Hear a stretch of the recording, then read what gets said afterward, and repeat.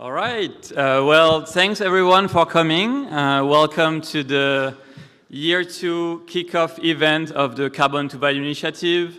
It's really a pleasure to be here. Thanks for joining us. My name is Frederic Clerc. I'm the Carbon to Value Initiative Director at the Urban Future Lab. We have an amazing program for you tonight. So we'll have a panel of Carbontech experts, try to deep dive a little bit into the buyers and the drivers for these sectors. Of course, we'll hear from the 12 startup finalists, which I know you're really excited to hear about. And we'll have some networking at the end, so stick around to connect with our members of our initiative and the startups who are in the room. But first, I'd like to take a step back for those who are not familiar with the C2V Initiative. Basically our main goal is to build an ecosystem around Carbontech. And so for those who are not familiar with Carbontech, we define Carbontech as all business innovations and technical innovation that support the CO2 value chain. So capture CO2, convert CO2 into useful products and services, and sequester CO2. And you might be asking why. We already have CCUS projects going on. The reason is like CCUS projects today have really tough economics. So we need innovation not only to lower the costs and the energy use and so on, but also find ways to create revenue streams from CO2, switch the paradigm from like waste to value essentially. So the way basically C2V operates is that we have 3 partners that run the initiative: the Urban Future Lab, who is the New York-based climate tech incubator, Greentown Labs, which we are the chance to be hosted by tonight with, of course, facilities in Houston and in Boston, and Greentown is the largest climate tech incubator in North America, and Fraunhofer USA, who is the leading global R&D organization. And the way we started is in 2020, we got the instrumental support of NYSERDA, the New York State Energy Research and Development Agency. And basically the goal behind that program is really to promote and support Carbontech startup growth, I have to turn my page. Accelerate the deployment and the development of Carbontech in New York, but also everywhere, and to make New York really a center for Carbontech. So one way we do this is we have built a coalition of corporate, government, and non-for-profit that we call the Carbontech Leadership Council, the CLC. And really what they do, it's kind of a group of leaders committed to advance Carbontech as a new industry, as a new sector, but also support and working with startups, right? Help them scale, help them validate the technology, test and demonstrate the technology and the value proposition of their innovation in different industry verticals. Some of these members include on the corporate side, companies like BHP, Con Edison, Fluor, Johnson Matthey, Energy, Unilever, W.L. Gore, and 2 of our newest CLC members, CRH and Tech Energy Venture, the CVC arm of the Tech In Group. So we are really lucky to have like these diversified members in different industry verticals. On the government side, we have the Government of Canada through the Consulate General of Canada in New York, and of course NYSERDA that I already mentioned. And then we have the non-for-profit and the Carbontech experts who support with policy expertise and market expertise and technical expertise.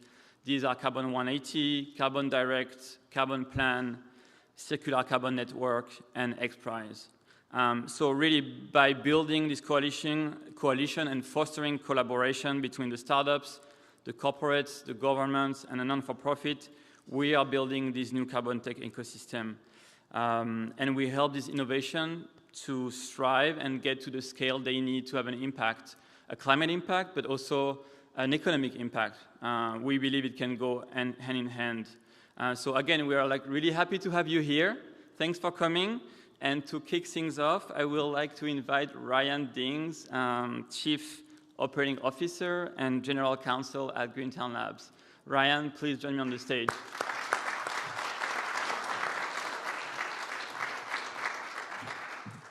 Awesome, Fred. Thank you so much. I need a bearded picture. I need a post-COVID photo for all these type of engagements. So first and foremost, welcome to everybody who is here in person. Welcome to Greentown Labs Houston. We have a great audience joining us from around the world on the live stream. Welcome to all those folks too who are taking time out of their day to be here with us. Let me start with a thank you, so this does not get buried. Programs like this, which are very intensive, events like this happen because of incredible teams. Fred is but one member of the Urban Future Lab and Greentown Labs teams who helped make this event happen. So to all of you, and you know who you are, not only the ones here, but the ones behind the scenes, a big thank you and a round of applause for both UFL and Greentown Labs teams.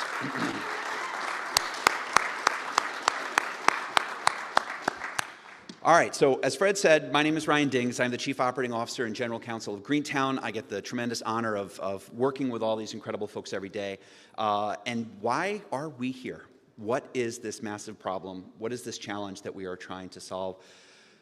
Well, at this moment in history, or maybe just a few weeks ago, there was more carbon dioxide in our atmosphere than there has been in the last 4 million years. In May of 2022, 421 parts per million were in the atmosphere in May. And it might be a little less right now because thankfully vegetation in the northern hemisphere is growing and it's sucking in some of that carbon. But that moment in time, just a few weeks ago, in the last 4 million years, there was more carbon in the atmosphere, carbon dioxide, than there has ever been. In 2021, we also hit a peak. 36.3 billion tons of carbon dioxide were pumped into the atmosphere by us. So that is an enormous challenge. That is a problem that we have to solve. So how do we go about solving it? There are amazing entrepreneurs around the world who are building technologies that are going to mitigate the future production of all sorts of greenhouse gases, that are aiming to build fully regenerative, renewable means of powering our vehicles and powering our homes. But there's also a stark acknowledgement that if the goal is carbon neutrality, then carbon technology is going to play an incredibly important role in helping us get there. And there should also be a recognition that there is not going to be one carbon tech solution to rule all.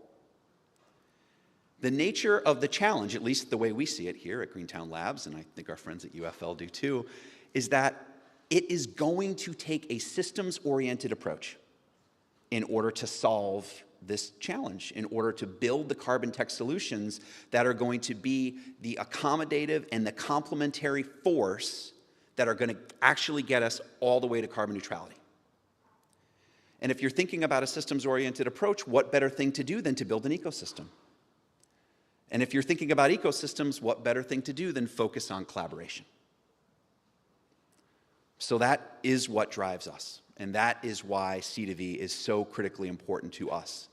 Because we are, at this moment, building a carbon tech ecosystem from scratch. I was about to put an expletive in there, but I caught myself. So what about us, briefly? Well, Greentown Labs, as Fred mentioned, we are the largest climate tech incubator in North America.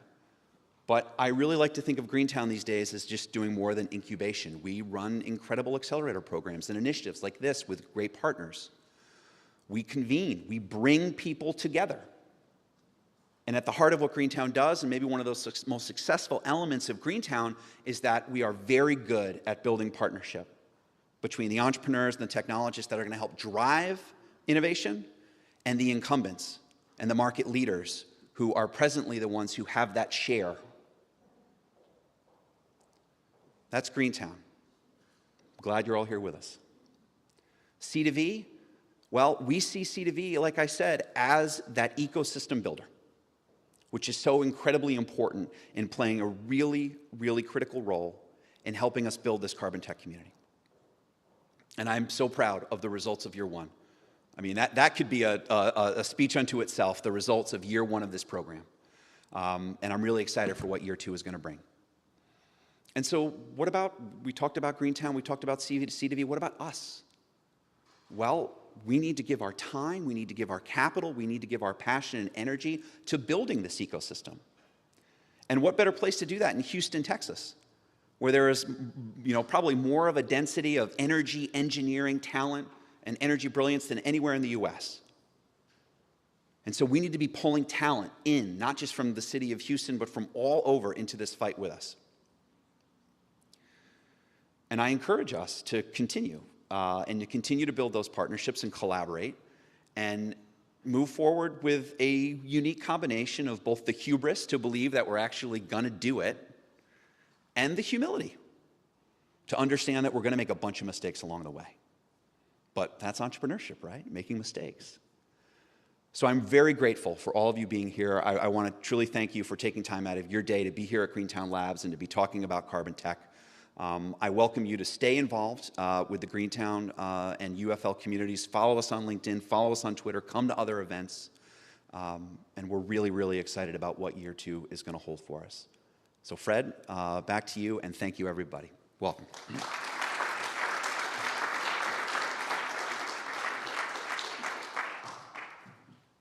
Thanks, Ryan, for these great opening remarks, very inspiring. Now I'd like to invite our esteemed panelists to talk a little bit about what is Carbontech and why now, and what are the challenges we're facing. So with that, I'd like to invite Katie McDonald, who is the Director of Technology to Market at NYSERDA, Kurt Graham, who's the Vice President, Office of Technology at Fluor, Anu Khan, who's the Deputy Director of Science Innovation at Carbon 180, and Sebastian Wicklein, who's the lead of Corporate R&D Coordination at Fraunhofer USA. Please help me to welcome them to the stage.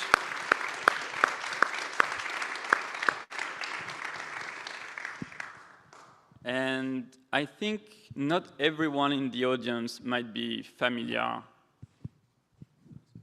with your organization. Is it on? Yeah.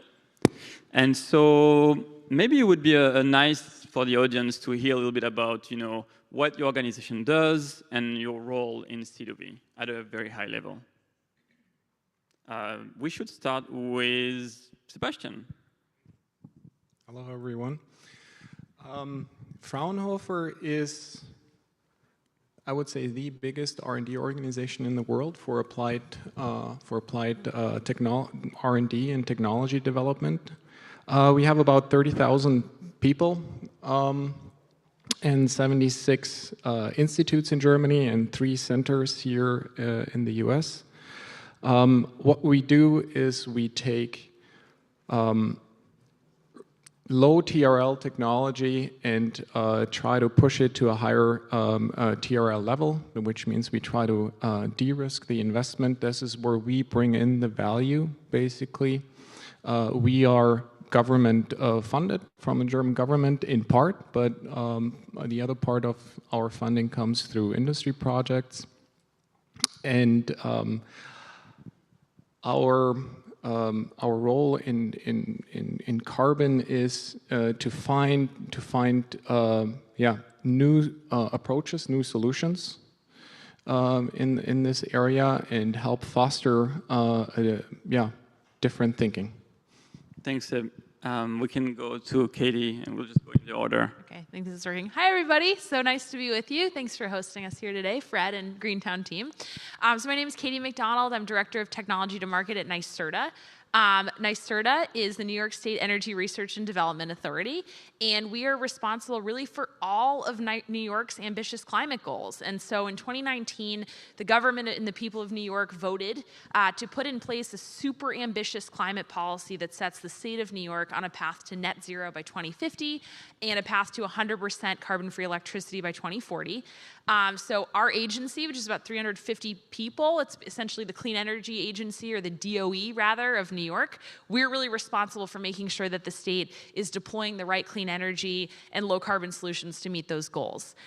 My team in particular, Technology to Market, is really focused on startups. We know that we've got a lot of wonderful commercially available products in the market in the renewable energy space, but some of the other sectors we need to decarbonize, like agriculture, like heavy industry, these other spaces are really tough. So my team's really responsible for thinking about how do we get those solutions that the state's going to need in 10 to 20 years ready for game time so that we can actually use them to reach our goals. This is really at the heart of why NYSERDA is a founding sponsor of the C2V program. We have done quite a bit of analysis that shows us that based on where we're at in our emissions journey, we will need negative emissions to mitigate about 15% of the state's emissions. At the same time, we've also seen this is a fledgling industry. It's super new. Yeah, we just got about $2 billion committed to Carbontech and carbon removal in the last few months, but we've got a long way to go. So it's really our vision that through programs like C2V, we can support the entrepreneurs that New York needs to reach its climate goals, and we can bring together industry and partners like those who are with me on stage to really catalyze this industry so it reach its $1 trillion+ ambition. Thanks. Hi, I'm Clerc Graham. Apparently I have a frog in my throat. So I work with Fluor. Fluor is a major EPC, engineering, procurement, construction company. We've been in business over 100 years. We operate all over the world, multiple offices on multiple continents. We work in industries from energy and chemicals through infrastructure, advanced sciences, so advanced technologies and life sciences, mining. We have a nuclear technology. So we're a very diversified group. We have a big government group as well. Unlike many EPCs, we are also a licensor. We do offer some licensed processes and technologies to the market. In my role, I'm the head of the Office of Technology, so I'm responsible for the processes that we license out to the industry, interface with licensors who serve all of our clients, and then I support all of our business groups worldwide on energy transition and technology strategy, and I'm the focal point for all of our technical experts worldwide who have dotted line reporting into me so I can get the right expert to the right job. And it's been a fantastic day here today and really exciting presentations from all of the finalists. So it's been a great day and we look forward to even more success. Thank you, Kurt. Anu? Awesome. Hi, everyone, and thank you, Fred, and the C2V team for putting together a great event. As I mentioned, my name is Anu. I'm the Deputy Director of Science and Innovation at Carbon 180. For those of you who don't know about Carbon 180, we're a U.S. federal policy think tank, a nonprofit that's focused on carbon removal. Our mission is to design and champion equitable and science-based policies to bring carbon removal to gigaton scale, including carbon conversion technologies. And it's really exciting for us to be a part of something like C2V because we're looking at right timing and right sizing federal policy to support this ecosystem, and it's so valuable to be able to connect with you all, understand what are the solution creators doing today, what are the startups doing today, but also what are the bottlenecks, where can we bring in federal policy to accelerate innovation, but also do so responsibly in a way that is respecting the needs of communities that have been historically impacted by climate change, but can also play a huge role in the solutions. Thank you, Anu. Great. So I think my first question would be around, why Carbontech? Like, what are the drivers that are like pulling this industry? Katie mentioned a couple of like big announcements lately, but there are fundamental forces behind that new sector emerging. And Anu, I know you do a lot of work in that space at Carbon 180, and maybe you can explain a little bit some of the drivers you're seeing from your perspective for that sector. Yeah, absolutely. So I think we're all aware that a lot of government, states, corporations are making commitments to net zero, net neutrality, and there's a really strong pull for solutions. We need ways to actually achieve these goals. And Carbontech really touches on everything. If you're looking at energy decarbonization, fuels, if you're looking at industrial decarbonization, carbon negative inputs, You really can't throw a stick without hitting Carbontech, and if you think harvested wood products are Carbontech, then the stick is also Carbontech. So I think there's just a huge desire for solutions, and Carbontech really fits that niche really well. To bring in the policymaker perspective, often in the climate conversation, it can feel like a really big problem that's hard to solve. But when you think about Carbontech and creating value-added products, it's also a solution. It's something you can get excited about. It's something that you can see, you can touch. It serves a purpose in your community. So I think in the policy space, there's also a desire there. And lastly, I would say, thinking about communities, again, that have been impacted by climate change, but also by air and water pollution, Carbontech represents an opportunity to do things differently than they've been done in ways that can really be more sustainable and create benefits for frontline communities. Thank you, Anu. And I was curious, from your perspective, Katie, at NYSERDA, what drivers do you see for that sector? Yeah, thanks, Fred. So I'll double click on a few things that Anu said. I think one is just supply, right? You know, she mentioned we don't have all the solutions we need. That's definitely true. This is not like the solar industry that's been around for, 15 to 20 years. Entrepreneurs are just starting to choose this space as a place to start a business. And so we need to diversify solutions. We need to have a bunch of horses in the race because they're not all going to make it. And that's really something that the state of New York has super focused on. So we have set aside about $20 million that we've used outside of this program to sponsor an R&D hub centered at Columbia University and co-partnered with Activate Global to really fund the PhDs, master students, and entrepreneurs in the academic space who want to get into this industry. We're seeing a ton of demand, as we were talking about, lots of net zero commitments, governmental commitments, these large advanced market commitments, but those can really only be fulfilled with technologies that are ready for game time, and we don't quite have enough. So that is one big piece. The supply side is a barrier for us and others who hope to procure these solutions, and we're working there.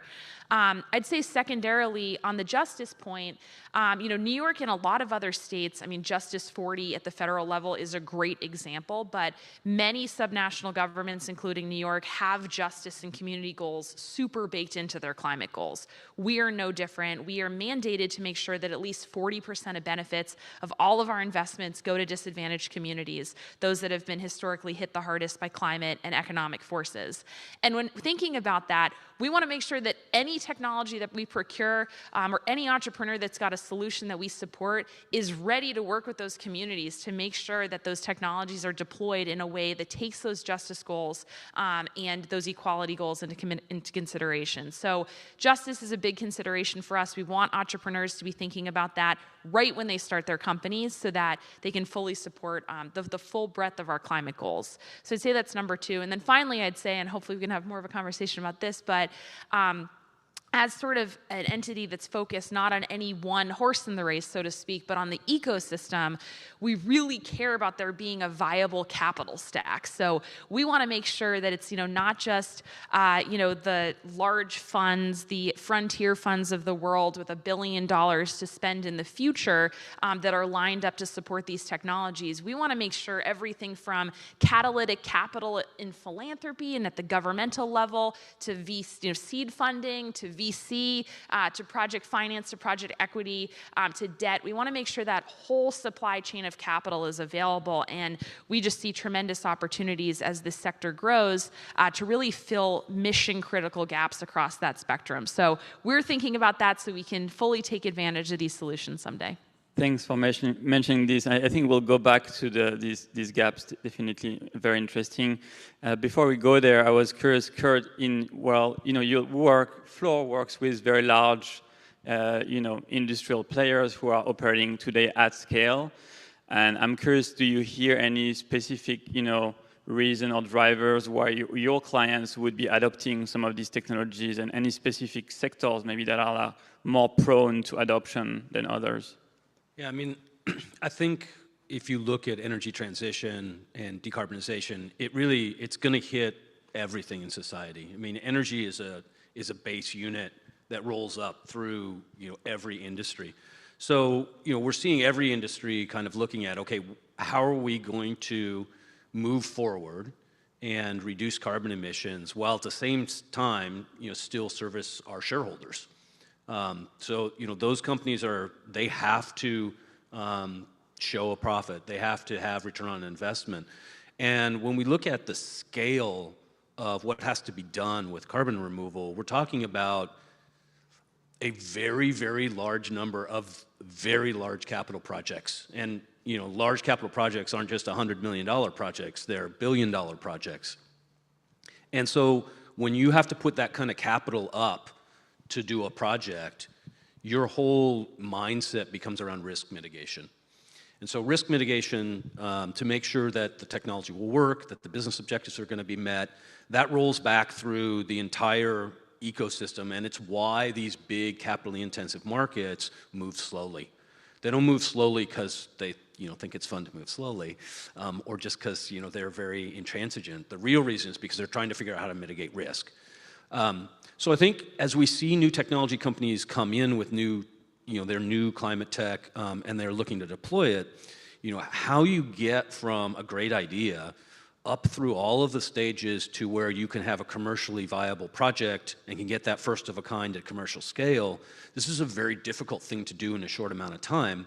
And I think every way that you can figure out how to de-risk your project makes it easier for a client, an end user, to say, yeah, I'm willing to take this risk because I can see that most of the risks are mitigated. So I think it's important for everybody to keep in mind that nobody is just going to step up and say, I'm going to take all the risk and I'm going to take all the money, and if this doesn't work, I'm just going to eat it.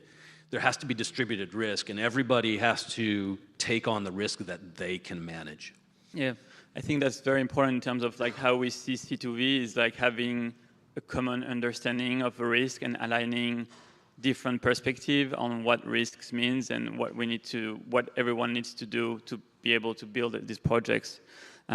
Sebastian, I'm wondering, from your R&D perspective, do you see any specific drivers to Carbontech, any exciting fields, new science, new material that are driving some of your businesses? I think it's the progress we made in a lot of other fields. In material science, gene editing, right? Artificial intelligence, software technology. These are actually at the very base of the enablers of the technology that we have seen over the last 2 days that we discussed and that are discussed in the Carbon to Value initiative. And we need to have to be careful not to lose focus on, or not to lose sight of that the enabling technologies are just as important, and we need to figure out what are those best enabling technologies. Because if we don't take those into account, we are not building an ecosystem. If we're just very one-dimensional, driven to the carbon and the value and run with it, and we forget to bring with all the other contributors.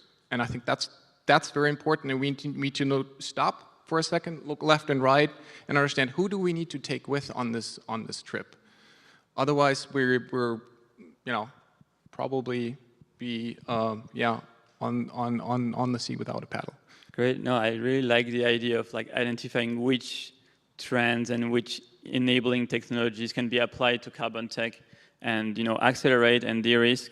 I think we've seen great examples with synthetic biology applied to converting CO2 to new materials and chemicals, for instance. Great. So now that we understand a little bit better about the kind of the drivers of these sectors, I think it's worthwhile to discuss some of the barriers that we face, and ultimately, why programs like C2V are useful. But you can't solve a problem if you don't actually understand the core root of the problem. And so I think it would be interesting just to deep dive a little bit in this field. And maybe we can go with start with you, Clerc, and going back to that idea of risk and what are specific risks that you have identified, in scaling Carbontech, and specific barriers that you're trying to solve as Fluor, or that you think we should be thinking about as a community? Yeah, so I think one of the first ones is really around technology risk, and most new tech companies, they have fantastic people who know a lot about their specific technology. But when you take that technology and you try to move it up to a commercial scale, you end up with a whole bunch of balance of plant that needs to wrap around that technology. And in most cases, the people who are really experts on the new technology really don't understand balance of plant and what it's going to take to construct, to operate, and maintain that. So getting that expertise early and understanding how it's going to work is a big advantage, because most people assume that balance of plant is just off the shelf and they can just buy it and it's going to work and it's going to accommodate the specific needs of their technology. But in reality, that balance of plant is built up over 100 years of technologies that are already out there, and they're optimized for those technologies. So in some cases, it's actually better for the new technology to accommodate the balance of plant than the other way around. And I think that's counterintuitive for most people. I think the other big risk out there is building that first of a kind commercial unit at $100 million. Who's going to put up the money? And how do you get to a point, a bank is only going to finance something if they are absolutely sure that their money they're going to get return. So they're going to be looking for guarantees. And there's not necessarily anybody who's rushing forward to take on those guarantees. EPCs generally have a lot of financial backbone, but they operate on thin margins. So if they have a bad project, it takes a lot of projects to recover. So they're generally risk averse. So they're not going to really want to do a full performance wrap. The technology provider has no assets, so they can't really take the technology wrap. So you have to find out who's going to finance this thing. Is it the end user? Is it some kind of white knight who's going to come and say this technology needs to move and I'm going to put in money? But that kills technologies. Right? If they can't get through FEED and get to their first commercial unit, they stall. And so I think of all of the risks that are out there, that getting that first commercial unit up and running and how you finance it is really like the key, like it's the thing. It's the uncomfortable discussion that you should have before you think about scaling your technology. What scale is my demo, and then what scale is my commercial, and how I'm going to finance it. I know I'm curious, to jump on that point. At the federal level, we have seen quite a bit of announcement lately. Maybe you can update some are not familiar with the latest programs and capital allocation that have been made, and maybe some of these can help de-risk some of these first of kind. Yeah, absolutely. So from the federal perspective, there's sort of two programs that I want to highlight in this conversation of risk and how we build the appropriate incentive structure for scaling carbon tech innovation. First is 45Q. For folks who might not be familiar, 45Q is a tax incentive for geologic sequestration of CO2 and utilization. Right now, that incentive is $35 per ton.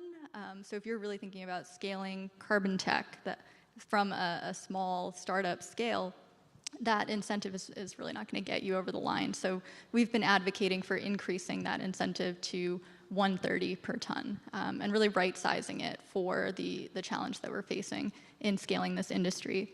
The other program that comes to mind is the Regional Direct Air Capture Hubs program. So that's $3.5 billion for DOE over the next few years. That was authorized in the Infrastructure and Jobs Act. And that's going to go towards 4 direct air capture hubs around the country.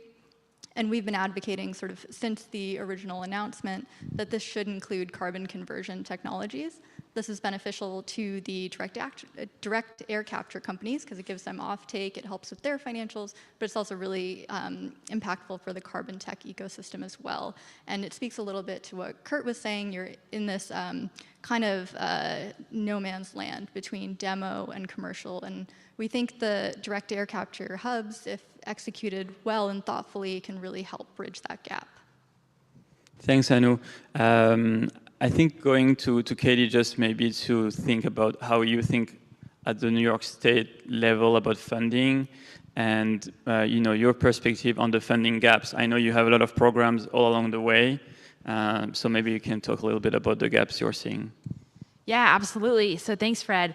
I will say that, as an entity that has a pretty extensive R&D program, we fund a ton of pilots and a ton of demos, and unfortunately, historically, right, a lot of those just have not been able to make it onwards. And in many ways, it's because, as Curt was saying, they just did not mitigate that technical risk, and were not able to thread the needle with investors in such a way that they could get first-of-a-kind plants built. And of course, that means that all the wind was taken out of their sails and many of them failed. Or they had a really rough go of it and it took like 15 years. We can't afford business as usual in terms of addressing that gap. We do not have 15 to 20 years. We need to have this stuff, ready to hit the ground very soon in the next, 5 to 10. And so, we think a lot about how do we get investors together to talk about this very, very visible gap between initial demonstration, first-of-a-kind plant, and also project finance. How do we get venture capitalists together? How do we get those project financiers together to really have a frank conversation about who needs to be funding what, who needs to be taking on risk, where can the government fit in, right? This is a conversation we want to have with them to really determine what are the right colors of money, given someone has got to take risk on to get this stuff into the market, to really create the incentives and the financing packages entrepreneurs need to thrive. And we are very excited to hear from any entrepreneurs that have ideas on this, but I think as an industry, we really need to bring investors together deliberately to figure this out. I will also say, just piggybacking on the points that have been made about risk, I think in the entrepreneurial community, we talk about customer discovery all the time, right? Like, who has heard of customer discovery? Great, lots of people. I think many times we ask startups to go out and talk to their customers, right, about like the different risks that they're going to encounter, what they need to prepare for. I think two things on that front. Some of the industry associations that are forming, like Frontier Fund with their $1 billion fund, composed of Google, McKinsey, Meta, and Stripe. Entities like that, entities like Breakthrough Energy, I think we see them really needing to explain to entrepreneurs what are the risks, what are the demands, what specific procurement requirements do they have, just so that entrepreneurs and financiers can understand that. So I think there's a demand side organization problem as well as an investor organization problem.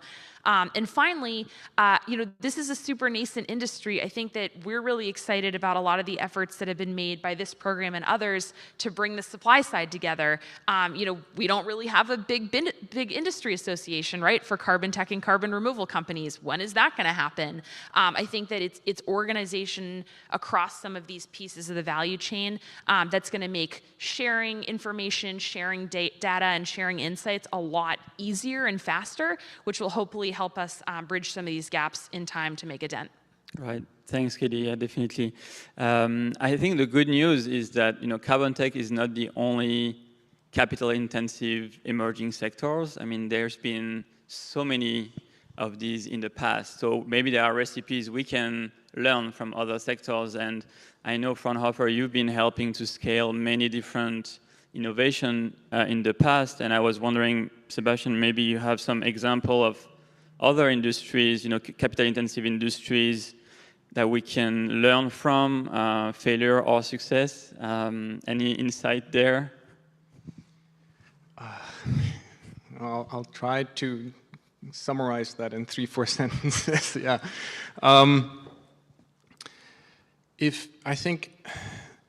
If we try now to solve this problem, right, with the same kind of thinking that we applied when we caused this problem, we're heading in the wrong direction. So it might make sense to look a little further back in time and understand how we used to solve problems.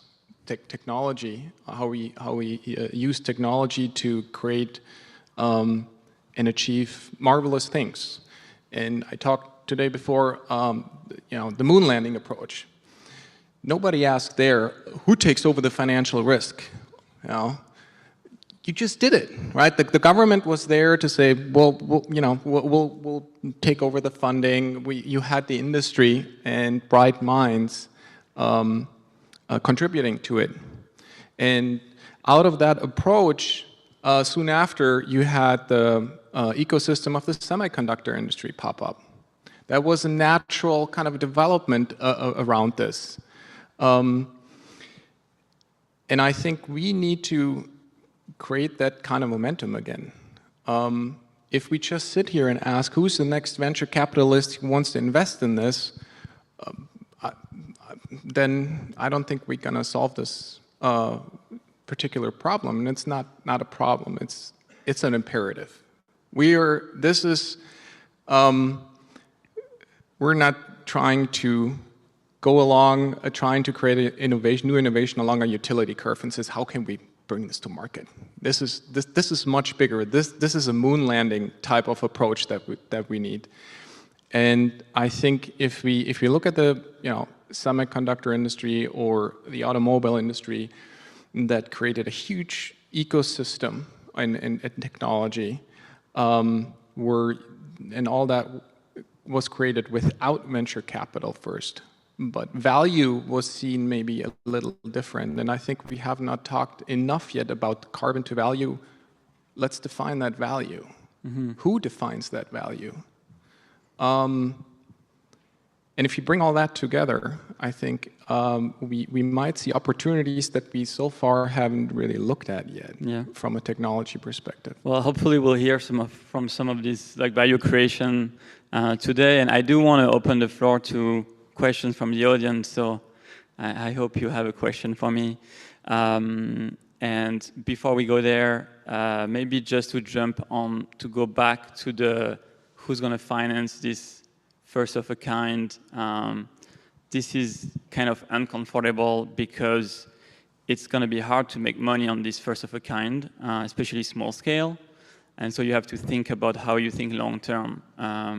And I'm curious, Katie, you did mention like we can educate VCs and project finance and have government money, but on your side, Kurt, from the private sector, do you think owner and operators would be able to like jump in and invest at that stage? What would it take basically for a large owner and operator to invest, 20 million in a demo? Maybe not full share, but part of the share.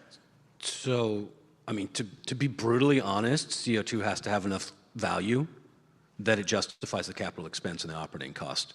I mean, $35 doesn't get it done. $50 doesn't get it done. So until we see the price of CO2, either as a tax or as an incentive, get up in the $100 a ton range, I'm telling you, we will not reduce CO2 significantly. There will be a lot of feel-good activities where people have done things that made them feel better. But if you look at the total amount of CO2 in the atmosphere, it's going to keep going up. Because population is growing, industrialization is accelerating for large percentages of the Earth's population that currently are living in very destitute situations. They're moving into better lives, and so you need energy to do that. So if we don't enforce kind of a worldwide price on carbon, we're not going to have significant changes, at least from the private sector, because the private sector is still going to be held to, they got to make money so that they can stay in business, so they can keep their employees working. Mm-hmm. Great. Any questions from the audience for any of our panelists? Back there. All right, we have one here. Thank you so much. My name is Brijesh, and I'm representing Mitsubishi Heavy Industry America Investment and Business Development Team. So my question is directed for Anu, because you're dealing with the policy stuff. So with respect to the CCS technology, I think most of the technology exists. The problem is incentives are not properly aligned. But there are two ways to solve this problem. One is compliance-based norms, and the other one is incentive-based policy. So out of these two, which one of these you think will come first and accelerate the development and deployment of CCU or S technologies? Yeah, great question. I should clarify up front that Carbon 180 is focused exclusively on carbon removal. So that's capture from air, so already in the atmosphere. So we're certainly less familiar with the CCS discussion or the point source capture conversation, but certainly they overlap because they generate CO2. So your question was about incentives versus compliance. I think, and what comes first? Well, the incentives are already there. 45Q exists, so that work is happening, and as we've discussed, certainly the incentives should be higher in order to generate the change that is necessary to accelerate the transition that we're concerned about. The compliance piece, we think a big piece of this will be certainly in the carbon removal sector around monitoring, reporting, and verification of a wide range of carbon removal solutions. And I think that's a very active conversation. You can't really have good compliance unless you really understand what you mean by monitoring, reporting, and verification, how you're accounting for permanence, additionality, and those important factors. And within that conversation, we think there's also a need to include a broader view of MRV, to think about communities, to think about sustainability and environmental impacts, and to really think about CCUS and carbon removal from a holistic perspective, not just tons in the ground.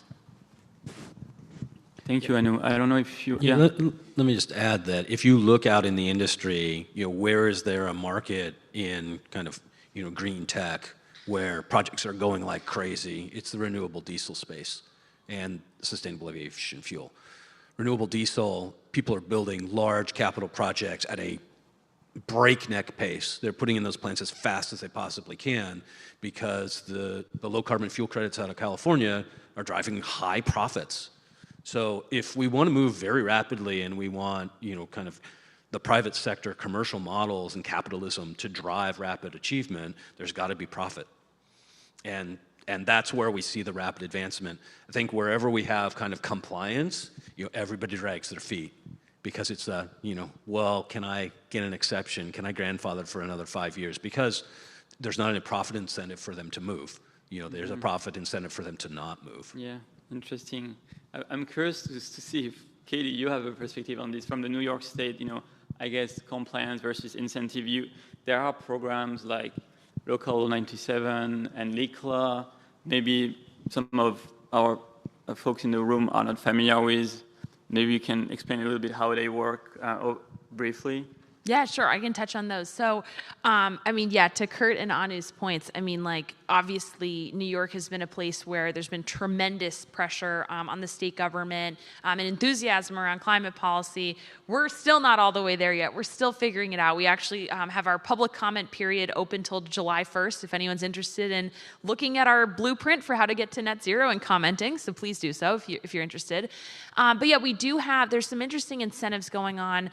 Local Law 97, for those of you that may be aware, is really it's a Manhattan, so New York City-based carbon pricing policy that will take effect in 2025. So this is not managed by my organization. This is really managed by the city government. But the idea being there will be really a carbon tax on building owners and operators that have over 40,000 square foot buildings who are not getting to neutral on those buildings. So not only is that the case, but those building owners and operators are required to, if they choose to offset those emissions, do so in Zone J, which is the island of Manhattan.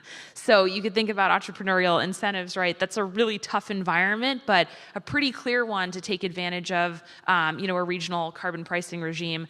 LECLA is the Low Embodied Carbon Concrete Leadership Act, which sets some procurement standards for purchasers of concrete and carbon to go for lower carbonaceous material in the state when they purchase cement and concrete. So that's a bill that we passed recently.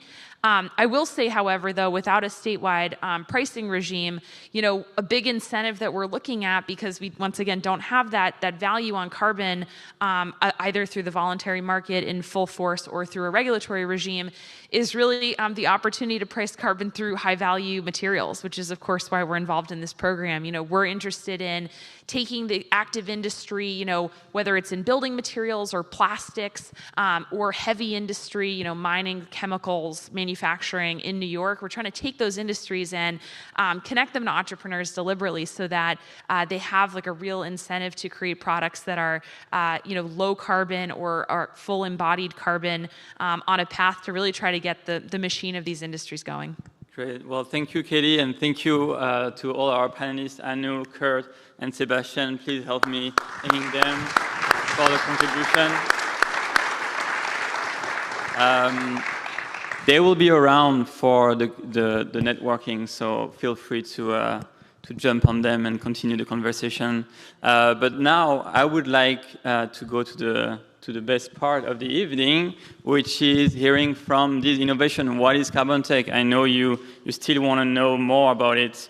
And so, for the year 2 of the initiative, we received about 96 applications. And we had a really tough time to select 12 finalists. And so the one you're going to hear from, they're pretty much all like great companies, great ideas, great technologies, and they're very diverse in terms of maturity. You will see that they are not all at the same stage of development, but also diverse in terms of their pathway to carbon capture and carbon removal. You'll hear about mineralization approaches. You'll hear about how we can use CO2 to make carbon nanofibers. We'll hear about novel carbon capture and novel carbon conversion technologies. You'll hear about how we can use biochar to sequester carbon. You'll hear about bio-based products, including from ocean-grown biomass. And you'll hear about a novel approaches to carbon sequestration. So here you go. CCS is not only about classics well. We can do other forms of sequestration. So let's go. We'll hear from them. There's like 2-minute videos per companies. And I hope you'll enjoy as much as we did.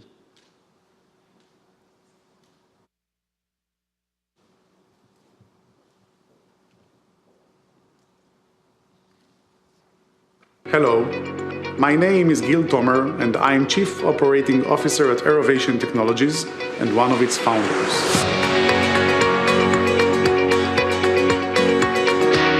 Our award-winning technology converts high concentrations of carbon dioxide emissions into valuable mineral end products that can be used in food, glass, and fertilizer industries. The patented chemical invention is in creating the most powerful oxidizer in nature called superoxide radical. Our end customers are the industrial emitting plants, and we are now partnering up with leading EPC companies and mineral traders in order to offer a one-stop shop solution. At first, we are targeting 2 sectors. One is hydrogen producers that seek to upgrade their product from gray to blue hydrogen. The other is the glass industry, from which we will capture the CO2 into the same minerals that are being consumed in the process, in a classic example for circular economy. We are in TRL 6 now, after field demonstration, and we will soon deploy 2 scale-up stages. In the coming year, we will continuously treat up to 1 ton a day, and in 2024, we will mineralize 15 tons a day. We will become commercial in 2025. Over the last 5 years, we have optimized the process and fed this know-how into an elegant software solution that will be beneficial to our partners and clients. Our relatively small footprint and low power consuming process are complementing other capturing solutions that struggle mainly with the storage issue. And that's what it's all about. Global collaboration that will ensure the sustainability of our planet for the generations to come. That is our vision that we share with billions of people. And this is why we will succeed.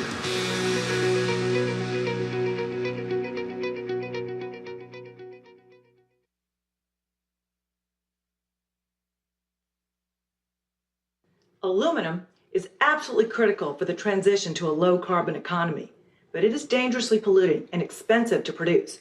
Last year, it accounted for more than 1.1 billion tons of greenhouse gas emissions and devoured more than 900 terawatt-hours of electricity.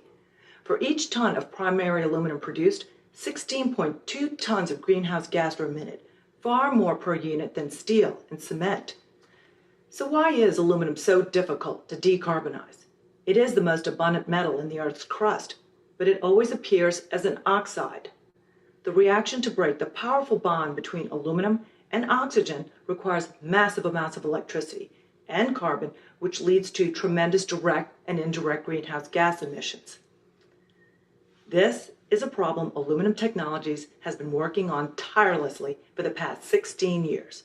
Our carbochloride reduction process is different because we let chemistry do most of the hard work. Rather than directly reducing aluminum oxide into metal, we first convert it to aluminum chloride, which is more efficiently reduced to metal. As a result, direct greenhouse gas emissions are eliminated and power consumption is reduced by 1/3. The process captures 2.5 tons of CO2 per ton of metal produced. Paired with a carbon-free electricity source, our process is greenhouse gas net negative. With lower operating and capital costs and the use of low-value feedstocks that are readily available worldwide, our technology is a truly global solution. Currently, Aluminum Technologies is in the site selection process to build a demonstration plant with commercial scale equipment. Given its economic and environmental advantages, we expect all new aluminum plants to be built with carbochloride reduction technology. It's time to enter the age of clean aluminum.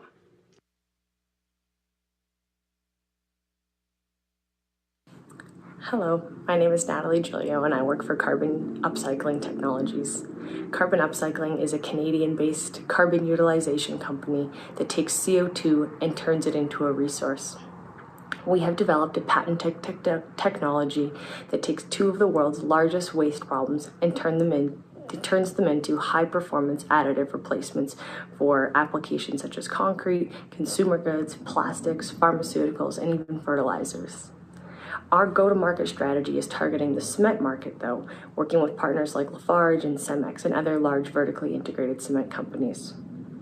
Our technology uses CO2 from low-purity point source emission sources, and we take industrial waste byproducts or other mineral material and turn those into high-performance cement replacements that have CO2 embedded within them. Those high-performance cement replacements then go into cement and go into concrete to help lower the overall carbon footprint of that end product. As a company, we are working towards several key milestones over the next year. We've just completed our seed round of financing and are working towards raising a Series A.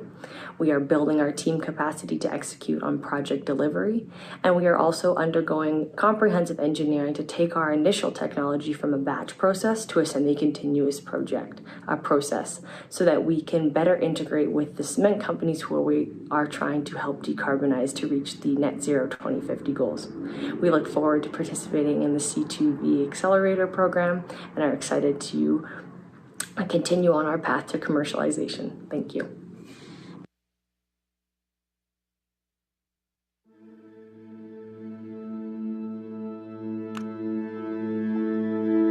Everything starts with a crazy idea. Is it possible to solidify carbon emissions? It actually is, and somehow it makes everyday items remarkable. Carbonova technology is a catalytic cycle which converts waste streams of carbon dioxide, methane, and unused energy into high-quality carbon nanofibers. We produce carbon nanofibers as a superior allotropic form of carbon materials, which can be used to enhance the performance of products across over 40 applications, such as electronics, rubbers, plastics, building materials, and battery technology, enabling society to become safer and more efficient. We help our customers solidify their carbon dioxide emissions and lock greenhouse gases permanently into high-utility sustainable products. Currently, solid carbon is extracted from different naturally occurring and confined resources like oil, graphite, and coal. Carbonova innovative technology uses readily available waste streams. This reduces our society's dependence on mined resources while reducing the amount of waste we create. Carbonova is based off decades of research and development in catalysis for fuel and energy conducted at a technology hub at the University of Calgary, a proud Canadian institution. Supported by funding from both private and public sector, we have developed our first pilot plant. This unit allows us to produce a significant quantity of carbon nanofiber for testing at our customers' facilities. Furthermore, the unit demonstrates to our investors the true potential and scalability of our idea. With this technology, we envision a carbon neutral world of tomorrow. But we can't do this alone. You are the difference between the world as it was and the better place it will become. Let's change it together.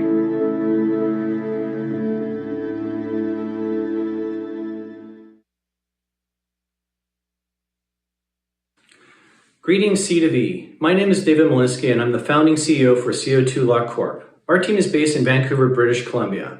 The problem we are solving is developing a technology for high-quality carbon storage. High-quality carbon storage can be defined as storing carbon for geological time, be easily verifiable, achieve 1 megaton plus of annual CO2 storage for each project location, and at a cost of less than $100 a ton, excluding the cost of carbon. CO2 Lock is built on a solid team that has significant technical, management, and startup experience. In March 2022, we raised $1.3 million US. CO2 Lock is commercializing technology using brucite. Brucite is the most reactive mineral with CO2, resulting in storing greater volumes of CO2 at faster storage rates. CO2 Lock has 6 years of R&D experience on ex situ rock mineralization and now also working on carbon-depleted aquifer water for ex situ and in situ carbon capture. Our plan is to create CO2 storage projects that are designed specifically for this purpose from the ground up. Our customers are large CO2 emitters who wish to aggressively reduce their emissions directly through CCS, if close to one of our projects, and indirectly through acquiring verifiable offsets. We are actively searching for partners from the energy and mining sectors that could bring their technical skills and knowledge to the table. We identify our CO2 storage technologies at TRL4. CO2 Lock has several important near-term milestones, including advancing work on carbon capture in ex situ strongly alkaline and carbon-depleted waters, executing the planned ex situ 2022 field season to locate areas within our mineral tenure that has the best sequestration potential, hiring a chief technical officer, and executing the late 2022, early 2023 investment round. On behalf of CO2 Lock, thank you.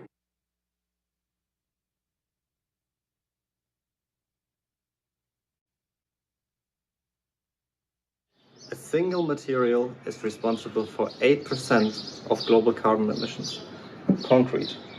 Now here's the complication. Concrete is also the foundation of global infrastructure and thus social development, so that percentage is increasing. Fortunately, at Ecolock we found a remedy to that problem, and it's scalable, affordable, and easy to integrate with existing processes. We call it Ecolock materials, admixes that turn buildings into carbon sinks. Our first materials already provide a 30% CO2 reduction, and after bringing them to market, we will go for carbon negative. The technology we're using to develop our decarbonisation concrete admixes is based on biocarbon. Biocarbon is produced from waste biomass through the process of pyrolysis, which is heating in the absence of oxygen. The resulting material is a highly carbon-rich and stable product that prevents the release of emissions to our atmosphere for thousands of years.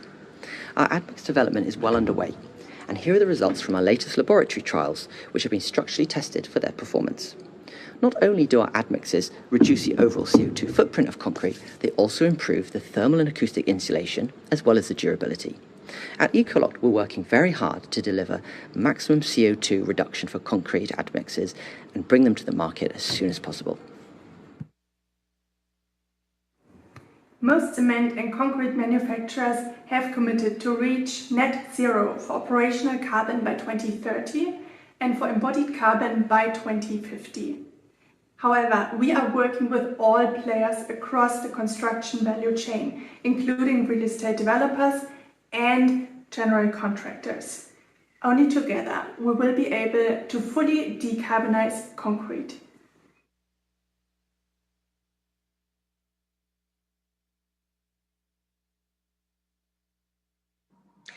Overproduction and waste, though inefficient, have become the global norm. Oil-based plastic pollution, organic waste generation, and landfilling are huge drivers of climate change. Fortunately, FullCycle is addressing these three global problems with one solution. My name is Kira Erickson, and I work with FullCycle Bioplastics, a California-based biotech company whose patented IP turns organic waste into a non-toxic, compostable plastic alternative called polyhydroxyalkanoate, or PHA. FullCycle's process is entirely circular, and our byproducts and residual wastes are either upcycled or composted on site. It's extremely low in energy and water usage and can be upcycled back into the process as feedstock for virgin resin. FullCycle is the only completely circular bioplastic company in the world. Unlike other bioplastics, which rely on food source feedstock as a critical input, FullCycle sources waste which would otherwise be landfilled, thus reducing methane and carbon emissions. We transform existing mixed organic wastes, such as inedible food waste, agricultural byproducts, into PHA. Not only does our process mitigate the greenhouse gases that these wastes would have emitted in landfills or perhaps as litter in our ecosystems, but also, because our feedstock sourcing, our PHA is the lowest cost, lowest carbon alternative to oil-based plastics.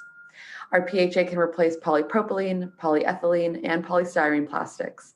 It has the potential for widespread adoption, and we are already disrupting the global plastics market.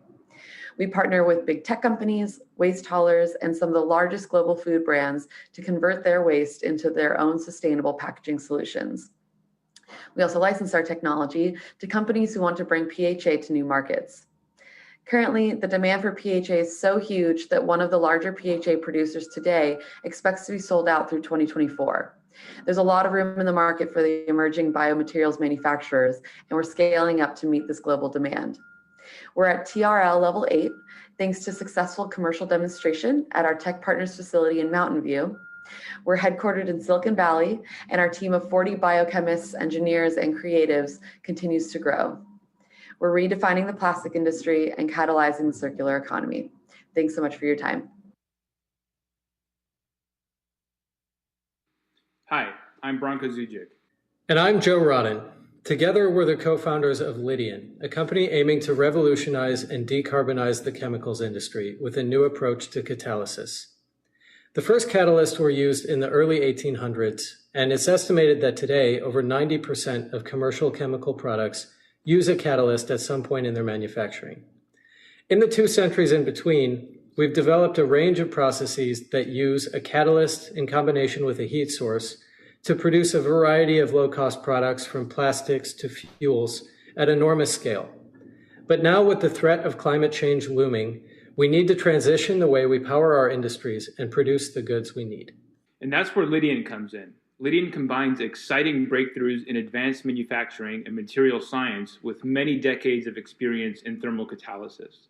The result is electrothermal catalysis, a technology that enables fully electrified, fully decarbonized, and highly energy efficient chemical conversion. Lydian's reactors use what we like to describe as a catalytically active light bulb filament to power the conversion of CO2 into valuable products using only renewable electricity. In this video, you can see one of our catalytic filaments rapidly responding to the intermittent supply of electricity. Lydian's technology is designed to deploy and scale quickly. We'll achieve a cost advantage by working with experts in the field to intensify and improve well-known processes, not invent new ones from the ground up. Lydian was founded on the belief that we can continue to improve human lives by producing and using the products we enjoy today at similar cost and without fossil fuels.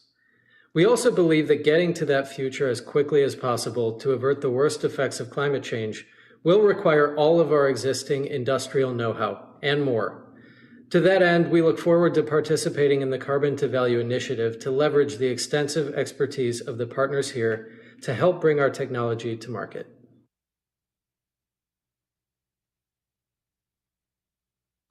Hi, my name's Mitch Odenak, and I'm the Chief Commercial Officer at MoleculeWorks, a startup company located in Richland, Washington. I'm very happy to be participating in this Carbon to Value event. At MoleculeWorks, we are developing and commercializing a low-cost, highly efficient carbon capture technology, specifically targeting direct air capture applications. Our technology is based on our proprietary adsorptive heat exchanger design that enables us to simultaneously achieve high sorbent loadings, low pressure drop, and very short desorption cycles. This leads to high equipment productivity, low energy consumption, and projected costs below $90 per ton of CO2 at scale. To date, we've developed extensive laboratory data and generated significant intellectual property. We're also happy to say that we've just recently graduated from the accelerator program at the Creative Destruction Lab in Toronto, where we've passed the scrutiny of several active industry experts. We are now working on designs for a 1 ton per day pilot and plan to raise funds later this year to develop and operate that pilot. We'd love to speak with you in greater detail about our technology and company and hear about your interests. Please connect with me at the reception or send me an email at the address shown on the slide. I hope you have a good evening and thanks for your attention.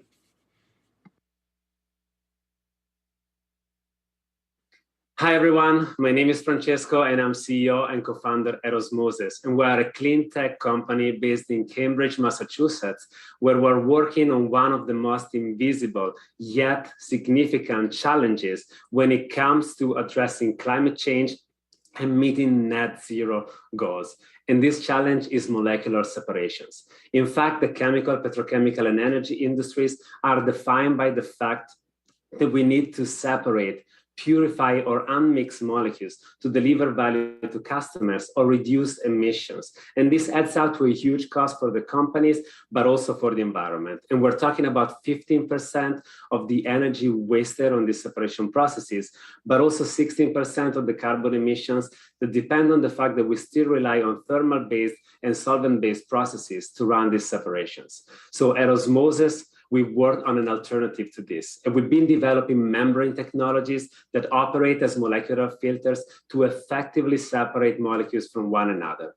We raised a pre-seed round of $3 million led by the Engine to address this, meet the challenge, make significant step forward with this technology, and eventually deploy in pilot solutions in 2023 with real customers. And we're focusing on gases to start because it's where the biggest and most unmet need is. In particular, there's two buckets. One is decarbonizing new and existing industries, those that are hard to electrify, but also enable carbon-free energy solutions, in particular hydrogen, both at the production and at the distribution side. So we're excited to be here today at Greentown Labs to celebrate the kickoff day of C2V, to meet Fluor and also all the companies in the Carbontech Leadership Council. And we're excited to meet all of you. So please come and talk to me, Catherine, and Holden. We're here all night long and we're excited about the opportunity. Thank you so much.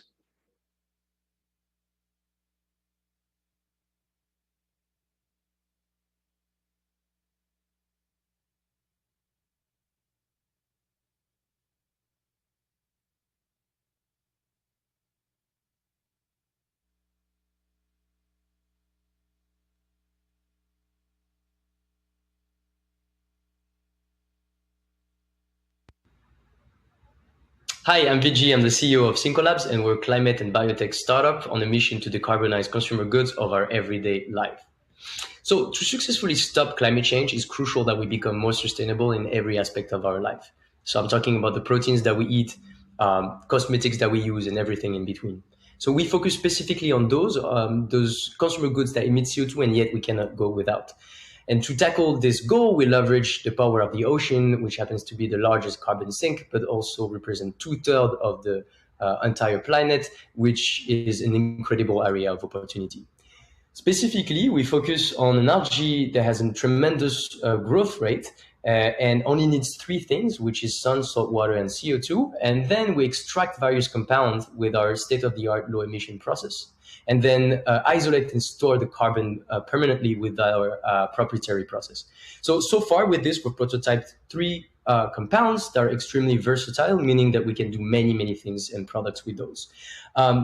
To be clear, those are carbon negative, not neutral, and we've even included in our life cycle assessment emissions linked to the consumptions of those very products.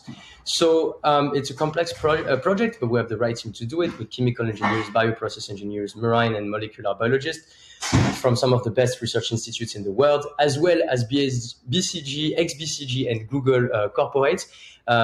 And together, we've done the heavy lifting to de-risk this technology with like a proof of concept, life cycle assessment, technical and economical assessment, patent pending, and research permits. And we are in the process of that pilot scale production, and we will be thrilled to be part of Carbon to Value initiative, as its name stands at the core of what we're trying to do. I see you in Houston. Ciao. Hello, my name is Jeremy Taylor. I'm the Chief Sustainability Officer at SOMAX Circular Solutions. SOMAX is a resource recovery and circular materials company targeting industries that produce large volumes of organic wastes.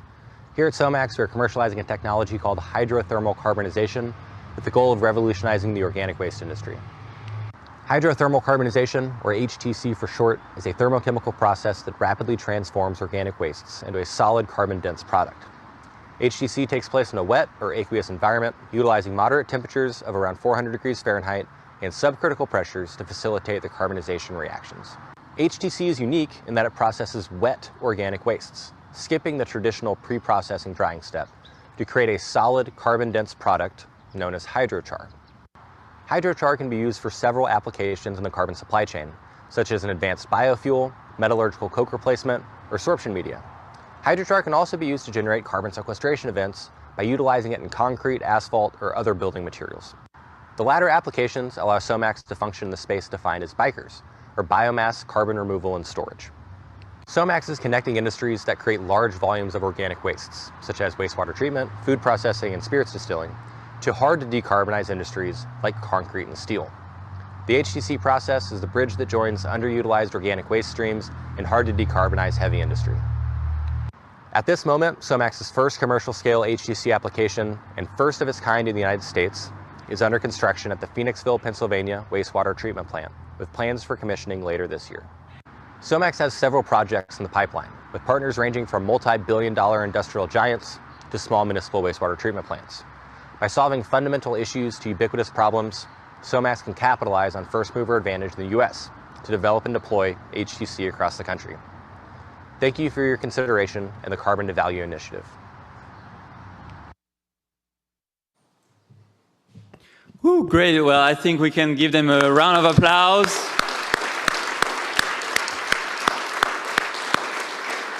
That's got to make you hopeful. I know climate change sometimes is very daunting, but we can work on it. We can invent new solutions, and we have the talent in this room to help doing that. So thanks to all the startups who have participated, who have come here in person. Actually, I want to, give you the opportunity at the networking session to really go and talk to them. Most of them actually came here in person. You might wonder, what's next? Basically, from these finalists, we will select 6 to 8 startups that we'll announce in July. What the cohort will go through is basically benefits from membership and access to the community network of investors and experts at Greentown Labs, UFL, Urban Future Lab, and Fraunhofer USA. They will access the expertise and they explore collaboration opportunities with the members of the Carbontech Leadership Council, and they will receive scale-up support from C2V's Year 2 cohort champion, Fluor, which brings me to having the pleasure to invite Jim Shi, Executive Director of Business Incubation at Fluor, to join me on the stage to deliver the closing remarks. Jim, welcome. Thanks, Fred. I don't think I gave you the right photo. It had to crop the fuzziness out of my hair, spikiness. Good evening. My name is Jim Shi. I've been with Fluor coming close to 29 years, and I run our business incubation platform, of which the C2V Initiative is among my highest, if not my favorite, priorities. Yeah. We engaged in year 1 as a Carbontech Leadership Council member. To be honest, it was a bit of an unknown for us in terms of our expectations. We had never participated in anything in this capacity, never even really understood what an accelerator is. But we made 2 promises: to take it seriously and to be action-oriented. And we did that from start to finish, resulting with strategic relationships with carbon-free chemicals, Cemvita Factory, and CarbFix. We also supported CERT with their Canadian grant applications and provided some mentorship to Mars Materials. Before the end of year one, it was already apparent to us that we needed to step up and make an even greater impact to this program by taking on the role as year two cohort champion. And we took this role, we have been taking this role very seriously and very action-oriented, assigning 5 principal resources to the core team. Kurt Graham, as you met earlier on the panel, our Vice President of Office of Technology. Casey Idegon, Business Incubation Director of Early Engagement. Sunil Vyas, Business Incubation Director of Techno-Economics.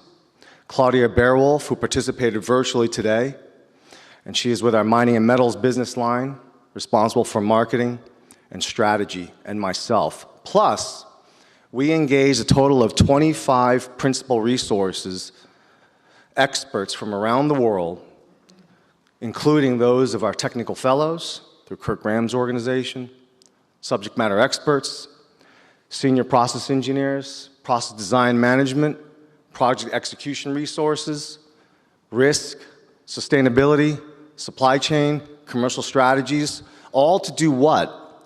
To evaluate the applications submitted and to down select to the shining stars, the 12 shining stars who we met throughout the day today and as recapped just moments ago.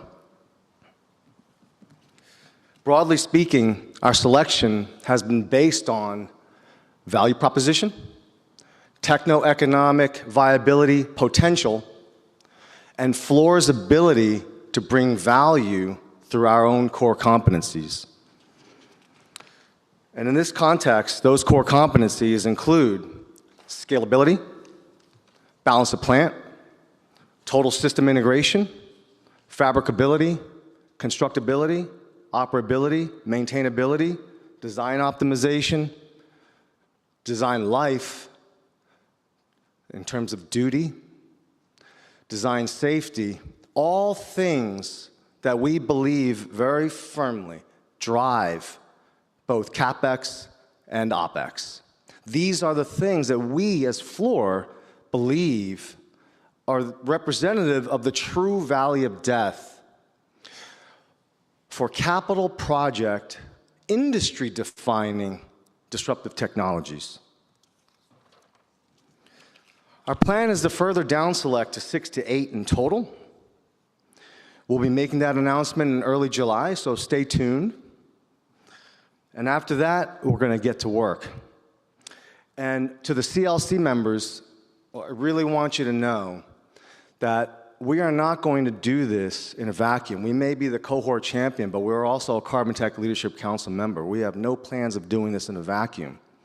This program extends well beyond Fluor's core competencies. This program is actually very much hinged upon your core competencies, upon your insights, upon your industry networks, and in fact, you're representative of market demand. So in terms of this program, inclusiveness is what we describe as just simply working jointly together throughout this program in order to maximize our ability to accelerate this year 2 cohort. I'd like to thank NYSERDA for this amazing program. It really has been awesome through the whole year 1, and it's already been great these past few months in our planning period of year 2. Also, Urban Future Labs, Greentown Labs, Fraunhofer USA for really structuring this program and fine-tuning it, and for the tremendous scouting effort. And we witnessed it. The core team witnessed it directly, and it was something. It was really a lot. And so we really thank you for really getting out there and canvassing the world for very promising Carbontech. But I also want to thank the startups for your compelling applications, your inspirational presentations, and for being here with us tonight. But even more importantly, I want to thank all the startups. Let me just rephrase this. I think everyone in this room is already beating the same drum that we recognize that it takes the innovation ecosystem to commercialize disruptive technology. We're all there already, but it truly starts with you as entrepreneurs and founders. So thank you for your courage through this whole process, because the world really needs you to be the catalyst for industry to be able to rally around and help drive success in the future of our world. So thank you very much, and thank you all for participating this evening.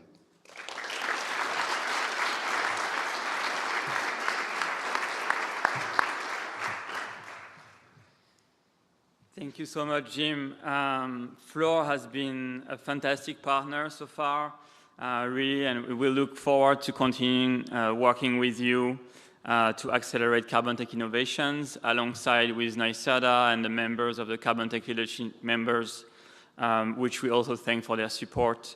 I also want to thank the panel speakers for tonight's excellent discussion, the startups for coming, and the team behind the scenes. Many folks have worked really hard to be here at Fraunhofer, Russ and Sebastian, at the Urban Future Lab, Pat, Alex, he's not with us tonight, but in New York, Jess right in the back, and Meg, who is based in Florida, at Greentown HQ in Boston.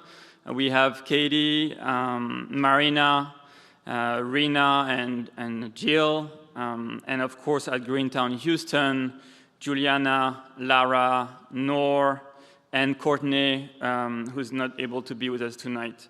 But most importantly, thank you all for joining. And now we actually have the most exciting part of the night, which is drinks and food. And let's meet each other and have some fun. So thanks for coming, and let's enjoy some food and drinks.